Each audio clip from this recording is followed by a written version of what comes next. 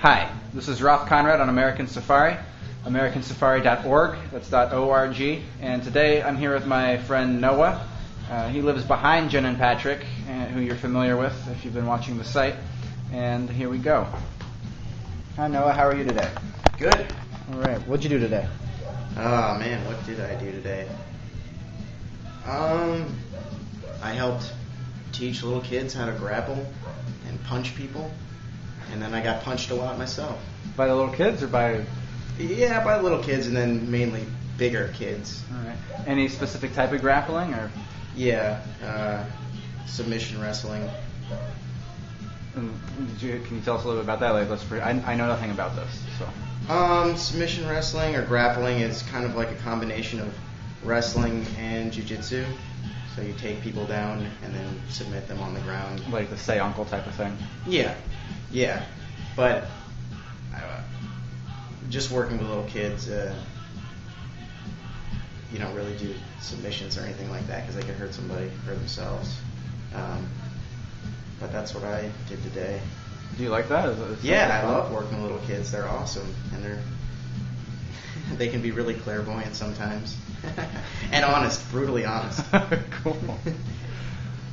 So yeah, I do. I definitely like working with little kids. You think it's something you might do in the future? Or? Well, I'm an English major, so I'm probably going to end up teaching. Yeah. English major, teaching grappling to kids. Yeah. Nice. Good. The whole Noah's School of Grappling and literature. Yeah. You can read them a story. Yeah. Or teach them how to write a story about brutalizing someone. There you go. Now that's provocative. All right. Well, one of the questions I like to ask is, give me a brief summary or overview of your life up until now. Okay. Well, I was born and raised in Sarasota. Raised out for the first few years of my life, I was brought up in a small motel out on Lido. Then I moved to Ithaca, New York for a couple of years. My sister was born in our house. Then we moved back down to Florida. Been going to school here ever since, pretty much. Just recently got my AA. Now I'm pursuing my degree in English. Went to Booker, you, and all the rest of those people outside. Did the BPA film program, and that's what I'd like to accomplish in the long run. Is I don't have the money for film school, so you kind of circumnavigate, and I want to. Okay, so that's my life up to now. Is I born and raised here, not terribly interesting. School, more school. Good. Yeah. And the hotel you grew up on in Lido, was that like a family-owned thing, or like your? Yeah, my friends of the family owned it for a while, and then my dad became self-employed, and then they smashed it down. Nice. Yeah, so it's hard to live in rubble. All right, and then so future projections. Then you're doing English literature for your major, going to school for that, and you said you're probably going to end up being a teacher, but you'd like to possibly like wiggle your way into film school and do something with film. Yeah. Well, okay. I don't know. People have a certain. Everyone's different, and certain people have different degrees of success, so to speak. And I'd like to make films. Whether I get an income from that or not, I was thinking work for a year as a teacher. You get summertime, produce my own films then, and you can circulate those in film festivals and stuff like that. And, if 10 people show up to one showing, I feel like that would be a success for me. Not to say that I'm not aiming high. But that's like a solid... Yeah. Well, I mean... Realistic, that can definitely happen. That can definitely happen, and, working for the Sarasota Film Festival, I've gotten to meet a lot of really inspiring and inspired people who, make great films that very few people get to see, but, the very few people that do see it I say stand a better chance of remembering that film longer than, say, Harry Potter, Transformers 2. Yeah, what have you. But I mean, I think that is success, and a lot of them are really happy, honest, and compassionate people. You see a lot of documentaries that deal with individuals instead of like these global things. It's like bringing it down onto a smaller scale. Almost. I like that idea. All right. So, what would be your dream life? Your dream life then? Oh, that's easy. I'd like to own a house out in Colorado, and write and be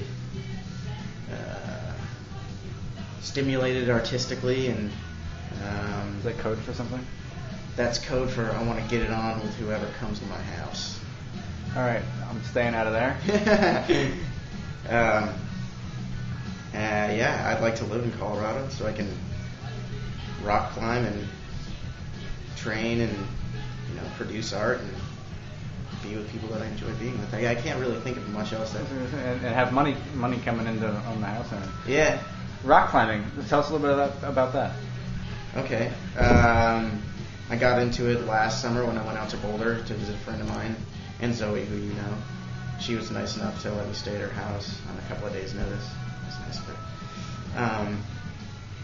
And I just went bouldering for the first time, like hands on the rocks type thing, not an indoor gym. And bouldering is rock climbing. Bouldering is rock climbing. I'm not looking to climb a 500 sheer rock face. That's for the adrenaline junkies. I just like to push myself.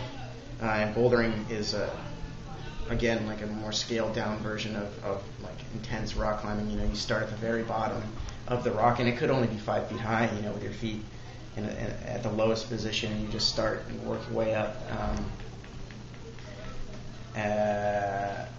And it can be really, really hard, really hard. And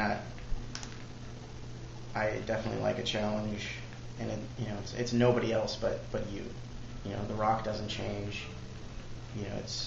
You've got to adapt sort of to it. God, that sounds. But that's good though. I see what you're saying. But it's like it confronts whether you have to confront yourself, so to speak, to push yourself harder to the the next level. And I'm gonna, if I can finagle it, get some money and go up to Alabama to do a little rock climbing in August. So that could be fun. Sounds fun. It is. Yeah, it's a lot of fun. Okay. Well, how about as far as the challenge goes? How would you describe America briefly to somebody that's not from here? Varied. Varied? Yeah. Varied on the person you were describing it to, or? Yeah, that's what I would start with. There's just so much that it's hard to. Yeah. Give a brief summary because there's so many things. There's so many layers of America. Well, and I'm not going to pretend to know everything about America, and I'd be honest. You're going to find a lot of rude people, a lot of fat people, but you're also going to find a lot of really amazing, beautiful people too. Almost every single one of the people out on the porch is pretty amazing. In their own unique way, for sure. And it's very varied and very big. A lot of good things. Well, we're at the 9-minute mark. Is there anything you'd like to leave with people? Leave on film? Anything people should know about or check out? Or? Oh man, that's a terrible question to ask. Well, I'm new. This is probably my 4th interview. No, I'm kidding. I would say I don't know, man. I would say